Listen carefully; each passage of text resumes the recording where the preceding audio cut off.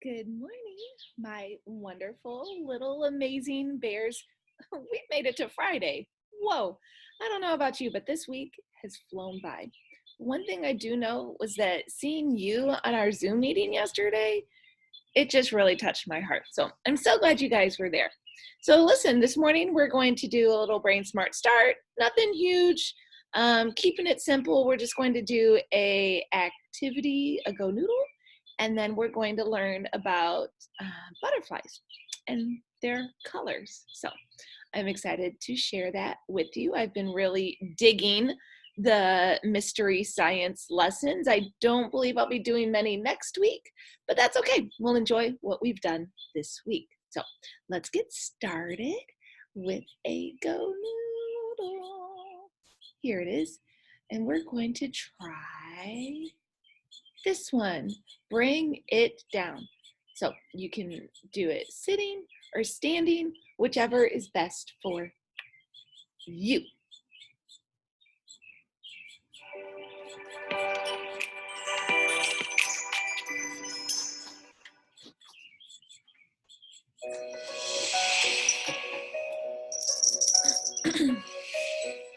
This exercise will teach you how to gain control of your stressful energy when it gets too high to handle. Close your eyes, listen, and follow along. Or keep your eyes open and follow along that way. It's up to you.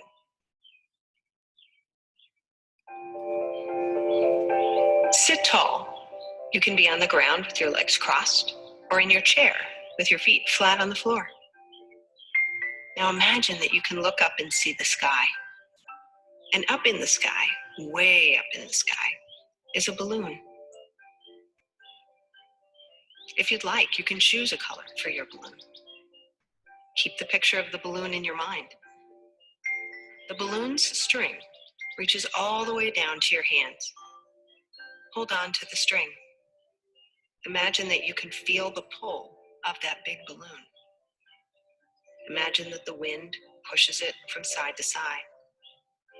Or imagine that the wind actually tries to pull the balloon higher into the sky. Maybe you can feel the gentle tugging of the string in your hands. Now try to bring your balloon down. Be careful to go slowly. You don't want the fragile string to break from pulling too hard or too quickly. Take your time. Imagine that you can gently pull the string, hand over hand. The string collects in a pile at your feet. Hand over hand, pull after gentle pull. The balloon appears to come closer. It might even become easier to bring it down in your mind as it gets closer to you. Keep bringing it down, closer and closer.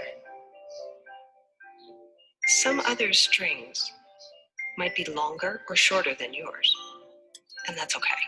Just bring it down at your speed. Focus on your balloon. Keep bringing it down. Your colorful balloon may now be within your reach. Pretend that you do not need to use the string anymore. You can actually hold the balloon between your hands. Notice if you can feel the balloon in your hands. Be gentle. Imagine that with your next out breath, you can open your hands and release your balloon. Let it go. Notice in your mind where it goes. It could be different for everyone. Just remain still for a few more moments and watch your balloon drift away.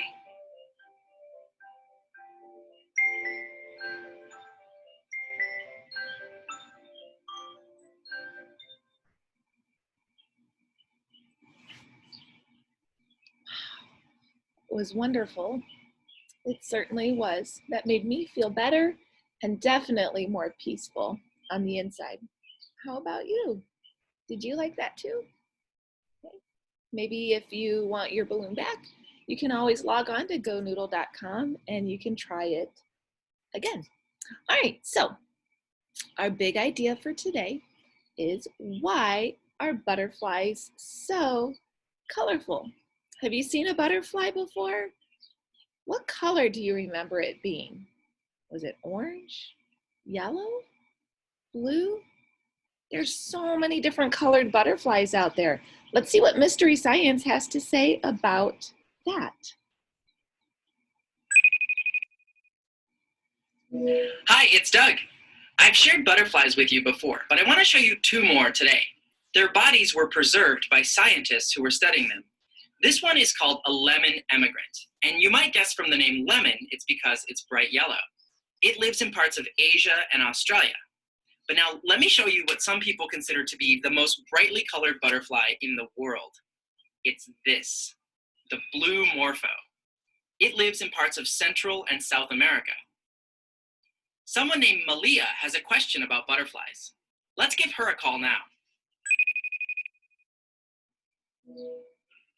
Hi, Doug. Hi, Malia. I have a question for you. Why are butterflies so colorful? That's a great question.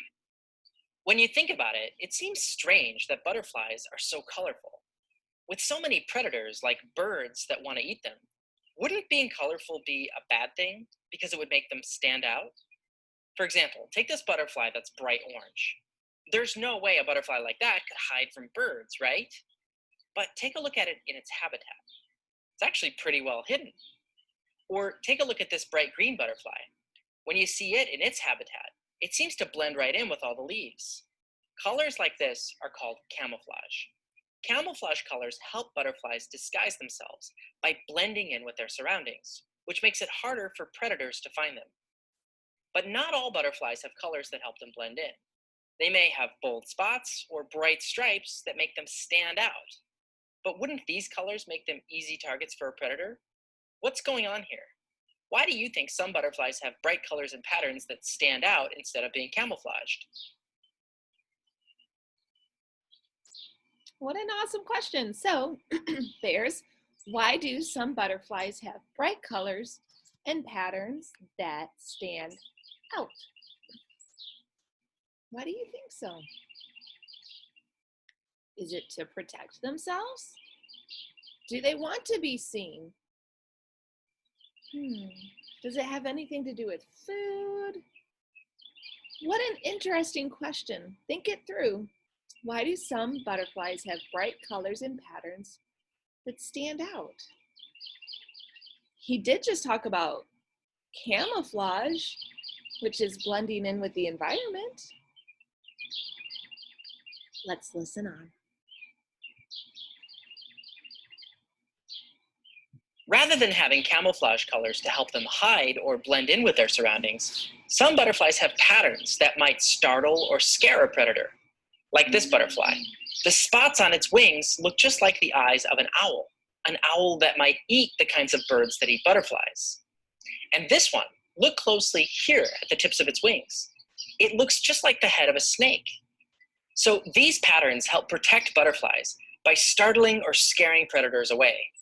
Still, there are other butterflies that have bold, colorful patterns for another reason, like this one. It doesn't look like something that would scare a bird. Scientists have studied this butterfly, a long-tailed butterfly, and figured out it's poisonous to birds. If a bird tries to eat a poisonous butterfly, it'll taste bad and sometimes make the bird sick. So birds quickly learn to avoid butterflies like this. Their bright colors act like a warning signal. Here are two other butterflies that signal to predators with bright colors. The one on the left is a monarch. It's highly poisonous to birds. The one on the right might look like a monarch, but it's a different kind of butterfly called a viceroy. It's actually not poisonous, it just looks like it is. Many butterflies that aren't poisonous have warning colors that mimic butterflies that are poisonous. If predators can't tell the difference, they'll leave them both alone. So in summary, butterflies can be brightly colored for a lot of different reasons. Some of them, while it seems like they'd stand out, they're actually well camouflaged in their habitats. Others have colors that will scare away predators, either by looking like other animals or having warning colors to let predators know that they're poisonous. That's all for this week's question. Thanks, Malia, for asking it.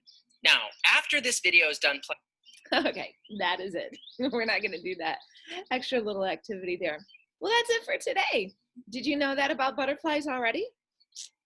I knew a little bit, but not much. So I'm so thankful that we are doing this study. So, all right. Well, it's Friday. That's it for the week. Listen, next week's going to look just a little different. I'm sending lesson plans over just a little bit differently. Hopefully we can get in the groove with that. And there's a nice new way of learning with worksheets, a mix of worksheets and videos. I think you'll like. I hope you'll like. If not, I'm sorry, I'm trying my best. But at the end of the day, I love you guys. I miss you guys. And I cannot wait for that day we get to see each other again. So with that said, let's wish each other well. Let me balance my computer so it doesn't fall off. There you go. Put your hands on your heart. There we go. We wish you well. We wish you well. All through the day, we wish you well. All right, Bears, you're in my heart. We wish you well. I love you. And we'll see you next week. Yeah.